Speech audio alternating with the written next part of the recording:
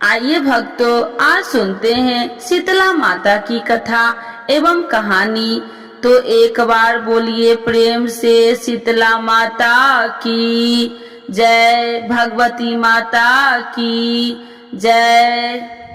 श्री गणेशाय नमः। एक बार शीतला माता ने सोचा कि चलो आज देखो कि धरती पर मेरी पूजा कौन करता है, कौन मुझे मानता है।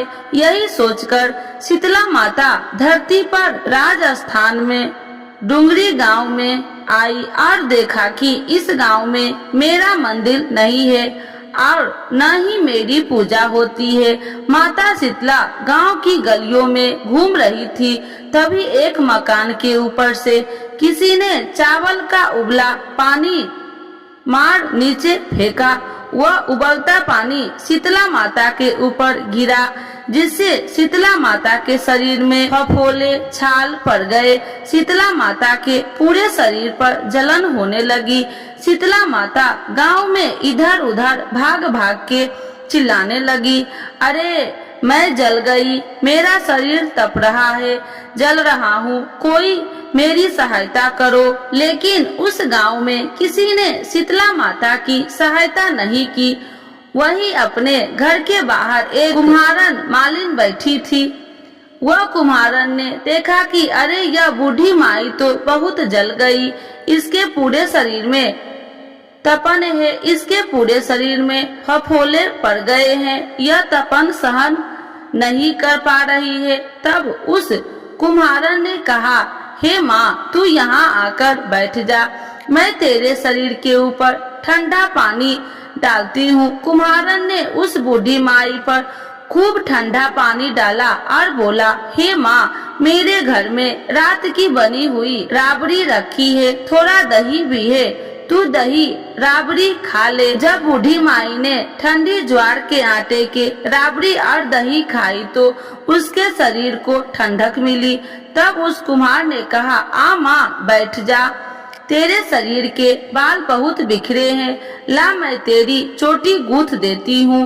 और कुम्हारन माई की चोटी गूंथते हुए कंघी बालों में करती है। अचानक कुम्हारन की नजर उस बूढ़ी माई के सिर के पीछे पड़ी तो कुम्हारन ने देखा कि एक आंख बालों के अंदर छिपी है। यह देखकर वह कुम्हारन डर के मारे घबराकर भागने लगी। तभी उस बुढ़िया माई ने कहा, रुक जा बेटी, तू डर मत, मैं कोई भूत प्रेत नहीं हूँ, मैं शीतला देवी हूँ। मैं तो इस धरती पर देखने आई थी कि मुझे कौन मानता है, कौन मेरी पूजा करता है। इतना कहकर माता चार भुजा वाली हीरे जवाहरात के आभूषण पहनने, सिर पर स्वर्ण मुकुट धारण अपने असली रूप में प्रकट हो गई। माता के दर्शन कर कुम्हारन सोचने लगी कि अब मैं गरीब इन माता को कहाँ बैठाऊं। माता बोली, हे बेटी, तुम किस सोच में पड़ गई। तब उस कुम्हारन ने हाथ जोड़कर आंखों में आंसू बहते हुए कहा, हे माँ, मेरे घर में तो चारों तरफ दरिद्रा बिखरी हुई है, मैं आपको कहाँ बिठाऊं। मेरे घर में न तो चौकी है, न बैठने का आसन ही। तब शीतला माता प्रसन्न होकर उस कुम्हारन के घर पर खड़े हुए गधे पर बैठकर एक हाथ में झाड़ू, दूसरे हाथ में डलिया लेकर उस कुम्हारन के घर की दरिद्रा को झाड़कर डलिया में भरकर फेंक दिया और उस कुम्हारन से कहा, हे बेटी, मैं तेरी सच्ची भक्ति से प्रसन्न हूँ, अब मुझे जो भी चाहिए मुझसे वरदान मांग लो।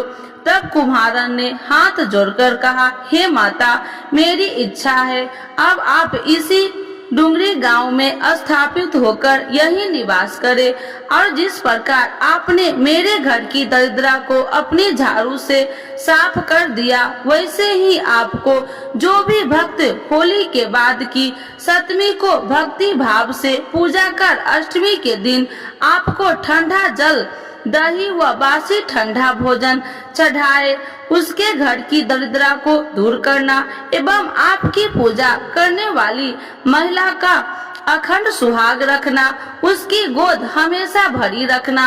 साथ ही जो पुरुष शीतला माता को नाई के यहाँ बाल न कटवाए, धोबी को कपड़े धुलने न दे और पुरुष भी अपना पर ठंडा जल चढ़ाकर, नारियल फूल चढ़ाकर परिवार सहित ठंडा वासी भोजन करे, उसके काम धंधे व्यापार में कभी दरिद्रा न आए। तब माता बोली, तथा अस्तु। हे बेटी, जो तूने वरदान मांगा है मैं सब तुझे देती हूँ। हे बेटी, तुझे आशीर्वाद देती हूँ कि मेरी पूजा का मुख्य अधिकार इस धरती पर शिव कुमार जाति का ही होगा। तभी उसी दिन से डुंगरी गांव में शीतला माता स्थापित हो गई और उस गांव का नाम हो गया सील की डुंगरी। तो एक बार बोलिए प्रेम से शीतला माता की जय, भगवती माता की जय।